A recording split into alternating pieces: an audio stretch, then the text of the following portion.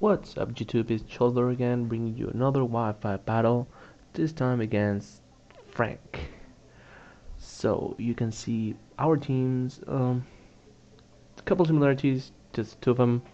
So here we go. So he starts off with his Green Ninja, Frankie. I started off with Infernape. I don't know why I didn't start with the Green Ninja myself, but well. So I switched it out because I know Green Ninja's fast as hell. So I just went into my Trevenant just to, at this point, suck it off because I didn't want anything to take damage and I wanted to get my Green Ninja in. So he goes for the extrasensory, does about a fourth. I went for the rest because I was lump, but he went for the Ice Beam, which was a knockout. So yeah. So now I had a free switch into my Green Ninja. I went for it and I went just for the U-turn just to do some more damage, just scout. And I get a crit. I wish he was psychic now, that would be awesome, but well, that was a crit, so that was a good bunch of damage. Switch out into my T-Tar to get Sunstorm up and just to tank whatever he wanted to do. I was guessing perhaps an extrasensory because of typing, but he went for the Ice Beam again. Didn't do much, but I got frozen, which was awesome. So I went for the Mega Evolution. Funny thing is, here, I know that if I scald myself, I remove the freeze, but I don't know if I get thought out if he scalds me. So he did use the scald, and I thought out. I don't know if it was a crit, perhaps that's why. So I went for the rock because I was like, yeah, if anything, I just want to have rocks up. So here I know that Scald's not a 2-hit KO on my part. So while he went for the second Scald, which dropped me to 35, I went for the crunch just to, if anything, if he wanted to swap or flying or whatever. Yep, that took care of the Green Ninja. So we're 5-5. So he went into his guard chomp, which I think was Rob Skin, because Snubdive was pretty much screwed. Does anybody run Sunveil Garchomp anyway? So he went for the Earthquake, I switch into Rotom to get the Levitate on. Here I think I go for the Hydro Pump. I don't know why I didn't go for the Will-O-Wisp, but I didn't. So he goes for the Outrage, which does a good chunk. A clean 80%. Hydro Pump goes off.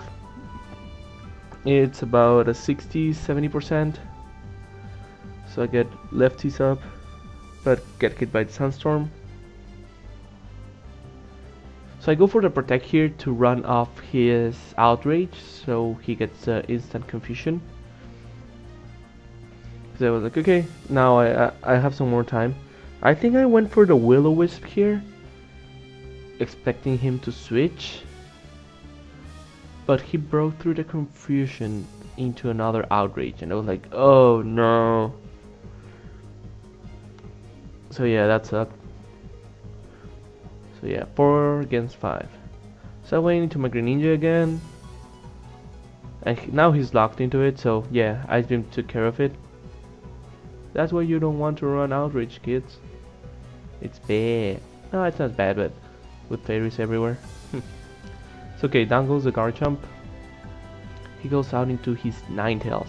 One thing I've learned while playing is that either Ninetales or Charizard Y against the water type, it's pretty much always a Solar Beam. That's why people are running different sets on Charizard Y, like Ancient Power and stuff. So knowing that he was going for the Solar Beam, I went for the U-turn, which did a good amount. Well, after Stealth Rocks. And I went into my T-Tar, because that's gonna give me a free turn of Sunstorm damage, and the sun's out, so he has to charge. Now, if that was a Politoed instead of a Tyranitar, I would get a free turn.